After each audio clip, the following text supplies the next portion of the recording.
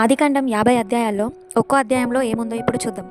1వ అధ్యాయం సృష్టి, 2వ అధ్యాయం మానవుడు, 3వ అధ్యాయం పాపం, 4వ అధ్యాయం హేబేలు, 5 వంశావళి హనోకు, 6 నోవాహు, 7, 8, 9 ప్రళయం, 10 దేశాలు, 11 బాబేలు గోపురం, 12 అబ్రహాము, 13 అబ్రహాము ప్రయాణం, లోతుతో గొడవలు, 14 లోతును విడిపించడానికి ప్రయత్నం, 15 దేవుని ప్రత్యక్షత, 16 లోతు బయటికి వెళ్ళిపోవడం, 17 మళ్ళీ ప్రత్యక్షత, 18 వాగ్దానం సొదొమ గొమొర్రా, 19 సొదొమ గొమొర్రా మీద దేవుని ఉగ్రత,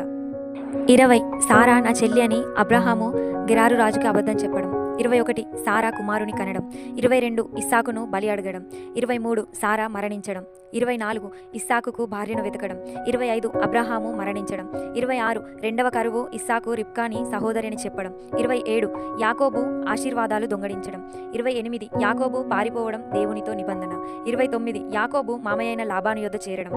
30 యాకోబు కుటుంబం అభివృద్ధి, 31 లాబాను యొద్ద నుండి యాకోబు వెళ్ళిపోవడం, 32 యాకోబు దేవునితో వ్యాజ్యమాడి గెలవడం, 33 ఏశావుతో సమాధానం, 34 దీనా చెరపబడడం, 35 యాకోబు బేతేలుకు వెళ్లడం, ఇస్సాకు మరణించడం, 36 ఏశావు వంశావళి, 37 యోసేపు అన్నల చేత అమ్మివేయబడడం, 38 యూదా తామారు స్టోరీ,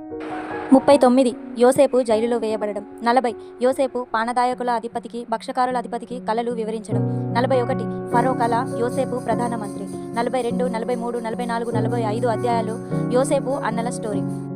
46 యాకోబు తనకు కలిగినదంతా తీసుకొని ఐగుప్తుకు రావడం, 47 యాకోబు ఫరోను ఆశీర్వదించడం, 48 యాకోబు ఎఫ్రాయిము మనష్షేను ఆశీర్వదించడం, 49 యాకోబు తన 12 మంది పిల్లల్ని ఆశీర్వదించి మరణించడం, 50 యోసేపు తన వృద్ధాప్యమందు మరణించడం. ఈ విధంగా ఏ అధ్యాయంలో ఏముందో ఒక్క మాటలో చెప్పడం మీకు నచ్చినట్లయితే కామెంట్ చేయండి. మిగిలిన పుస్తకాలన్నీ ఈ విధంగానే ప్రయత్నిద్దాము.